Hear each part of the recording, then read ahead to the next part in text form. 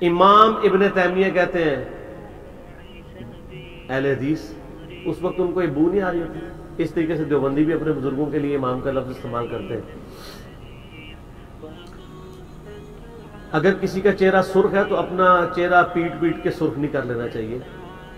امام کا لفظ اگر اہل سنت یوز کرتے ہیں وہ ان معنوں میں نہیں کرتے.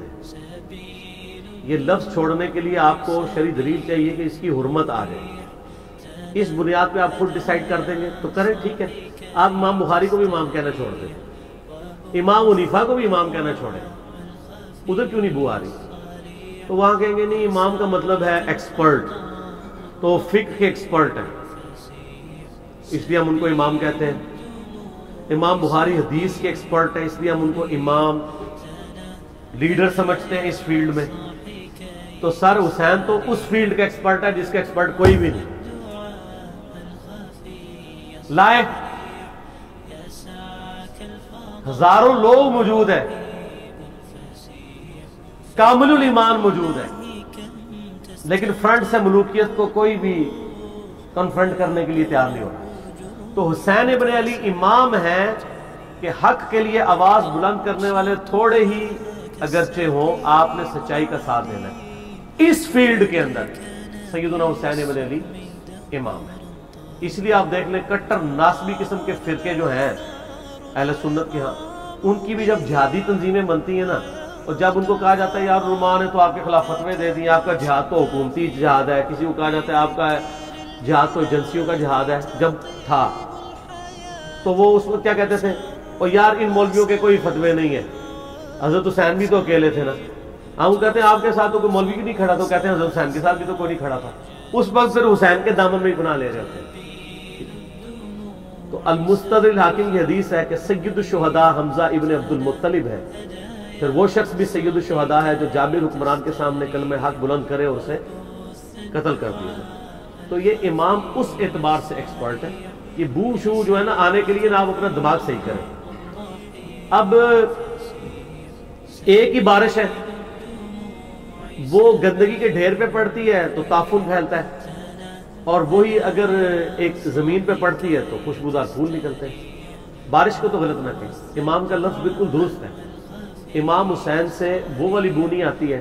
انہی چیزوں نے تو آپ کو یہاں تک پہنچایا کہ آپ جو ہے وہ اہل بیت کے منکر ہی ہو گئے. حتیٰ کہ آپ عرب ملکوں میں چلے جائیں, آپ کے نام کے ساتھ اگر محمد علی حسن حسین آتا ہو, جتنے برے طریقے سے آپ کے ساتھ سعودی عرب میں اور یو اے ای میں یعنی جو یہ پاسپورٹ طبقہ جو آپ کے ساتھ بہیو کرتا ہے نا, آپ سوچ بھی نہیں سکتے. لوگوں سے پوچھ کے دیکھیں, وہ کہتے ہیں نہیں شیعہ نہ ہو. نہیں شیعہ کیوں ہوگا, حسین کا ٹھیکہ شیعہ نے لیا ہوا ہے. ویسے کہیں گے نہیں حسین تو ہمارے بھی ہیں. جب اس طرح کے معاملے آئیں گے تو دوسری طرف چل پڑیں گے.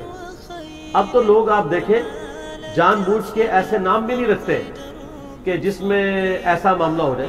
یعنی میں نے اپنی بچی کا نام رکھا زینب, ان کا یہ تو شیعوں والا نام ہے.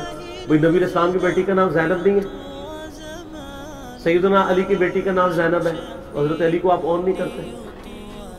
تو یہ فرقہ واریت کی لعنت ہے, اور اس کی وجہ سے یہ ساری مصیبتیں کھڑی ہو رہی ہیں. میں آپ کو جہلم کا واقعہ بتاتا ہوں. ہمارے بڑے قریبی بھائی ہیں, بڑے کٹر اہل حدیث تھے, پھر ہماری دعوت کے ساتھ اٹیچ ہوئے تو آہستہ آہستہ وہ نارملائز ہو گئے. ان کا بیٹا پیدا ہوا تو انہوں نے اپنے بیٹے کا نام محمد علی رکھا, میری وجہ سے نہیں, مولا علی کی وجہ سے. تو وہ اتنا بڑا مولوی جہلم کا, فاضل مدینہ یونیورسٹی یا فارغ مدینہ یونیورسٹی, تو وہ مبارکباد دینے کے لیے گئے. تو انہوں نے پوچھا کہ آپ نے اپنے بیٹے کا نام کیا رکھا ہے؟ تو انہوں نے کہا کہ جی محمد علی. اوہ ایکڑا نام رکھتا ہے شیعہ والا. تو یہی تو ہم کہتے ہیں کہ مسئلہ یہ ہے کہ آپ اقراری نہیں ہیں. ہم کب کہتے ہیں آپ انکاری؟ ویسے آپ انکاری بھی ہیں, لیکن اقراری کوئی ہو جائے تو اس سے پھر فوراً نفرت کرتے ہیں. آپ مسجدوں کے نام دیکھیں ذرا, کہ ایسے نام ڈیوائز کیے ہوئے کہ اس سے بو آ جائے کہ فرقہ تو ادھر ان کو بوئیں نہیں آتی ہیں.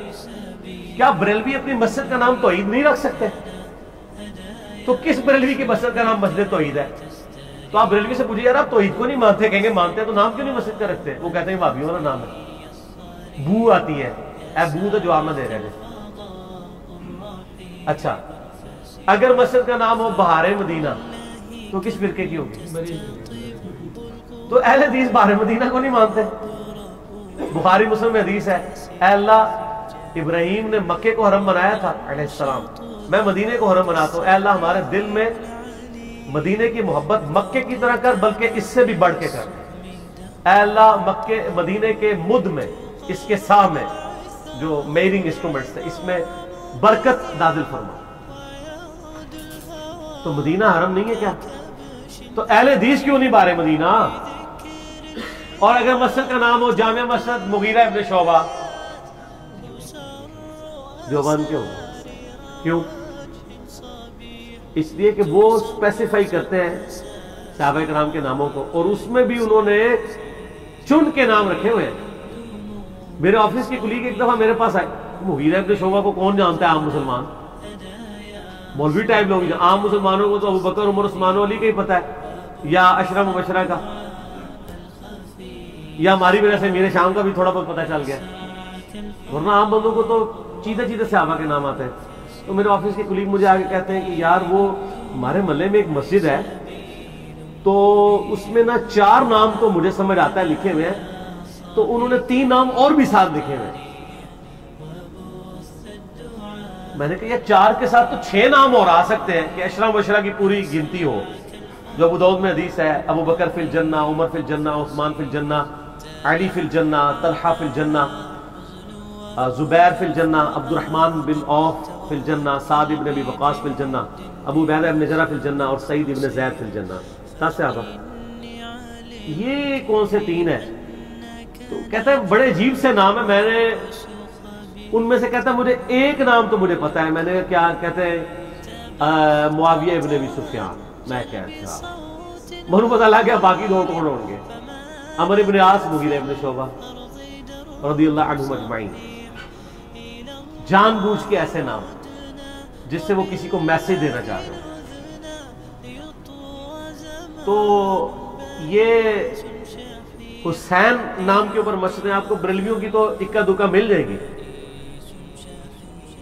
دیوبند میں بھی اکا دکا ملیں گی. اہل حدیث میں تو اب ایک پنڈی میں حسین بریلی مسجد انہوں نے بنائی ہے، ورنہ یہ نہیں رکھیں گے، اس طرح کے نام نہیں رکھیں گے جس سے وہ سمجھتے ہیں کہ کوئی بو آتی ہے. تو ان کی بو والی بیماری پرانی ہے، ان کو اپنے بابوں سے بو نہیں آتی ہے. امام ابن تیمیہ امام ہے، امام حسین اگر امام ہے تو کہتے ہیں شیعت کی بو آتی ہے.